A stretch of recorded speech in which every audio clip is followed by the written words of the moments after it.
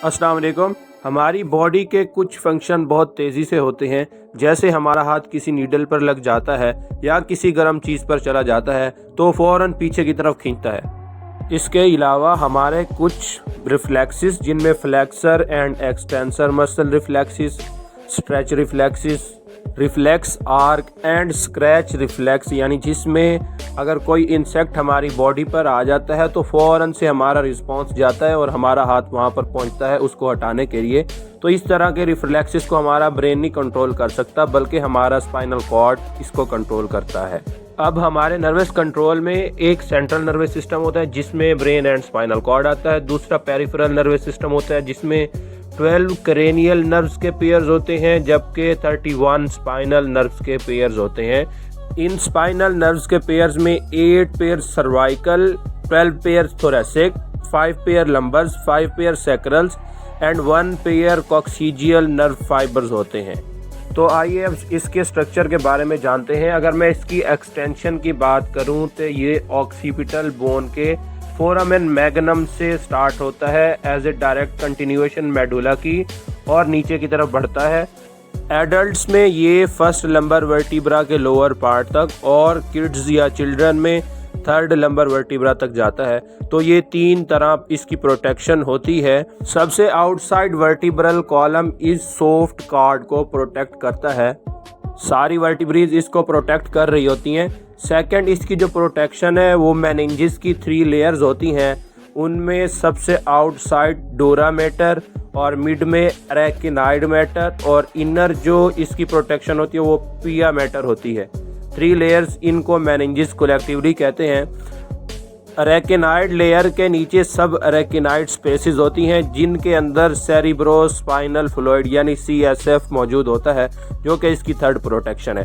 तो आइए अब इसके स्ट्रक्चर के बारे में बात करते हैं। तो बेसिकली ये 2 पार्ट्स पर मुश्तमिल होता है, grey matter and white matter. Centre में बटरफ्लाई शेप या H शेप जो पार्ट होता है वो ग्रे मैटर होता है और आउटसाइड जितनी भी बाकी इसका पार्ट होता है वो वाइट मैटर होता है। वाइट होने की रीज़न यहाँ पर ये होती है कि उसके अंदर माइलिन शीथ होती है, जबकि ग्रे मैटर के अंदर सिर्फ सेल बॉडीज़ और इंटर न्यूरॉन मौजूद होते हैं। ग्रे मैटर में एंटीरियर ग्रे हॉर्न और पोस्टीरियर ग्रे हॉर्न होते हैं। एंटीरियर ग्रे हॉर्न मोटर होता है और जबकि पोस्टीरियर जो होता है वो सेंसरी होता है। एंटीरियर ग्रे हॉर्न या कॉलम में 3 ग्रुप्स ऑफ सेल्स होते हैं। जो मीडियल ग्रुप होता है वो नेक एंड ट्रंक के मसल को इनर्वेट करता है, जबकि जो सेंट्रल होता है वो डायफ्राम, स्टर्नोक्लेडोमास्टाइड एंड ट्रेपीजियस मसल को, और जो लेटरल ग्रुप होता है वो स्केलेटल मसल जो लिम्स के होते हैं उनको इनर्वेट कर रहा होता है। पोस्टीरियर और डॉर्सल हॉर्न में 4 तरह के ग्रुप ऑफ सेल्स होते हैं। Substantia gelatinosa pain, temperature and touch की सेंसेशन को रिसीव कर रहा होता है। दूसरे नंबर पर न्यूक्लियस प्रोप्रायस जो कि मूवमेंट, 2 पॉइंट डिस्क्रिमिनेशन, पोजीशन और वाइब्रेशन को। थर्ड नंबर पे जो है न्यूक्लियस डॉर्सैलिस वो neuromuscular spindles and tendon spindle से रिसीव करता है। विसरल एफरेंट न्यूक्लियस वो विसरा से इंफॉर्मेशन रिसीव कर रहा होता है। लेटरल ग्रे कॉलम जो फर्स्ट थोरेसिक से थर्ड लंबर सेगमेंट तक एक्सटेंड करता है वो pre ganglionic sympathetic nerve fibre को रिसीव करता है। अगर वाइट मैटर की बात करूं तो उसमें गैंग्लियोन सेल्स, इसके अलावा ब्लड वेसल्स भी मौजूद होती हैं। इसको भी 3 पार्ट्स में डिवाइड किया गया है, anterior, lateral and posterior white column. Overall spinal cord में कुछ ऐसी डिजीज़ होती हैं जिनकी वजह से इसका नॉर्मल फंक्शन नॉर्मल नहीं रहता। उनमें tumour, spinal stenosis, herniated disc and vertebral fracture. तो ऐसे पेशेंट में जो सिम्टम्स नमूदार होते हैं, weakness of limb, loss of sensation, changes in reflex and loss of urinary control.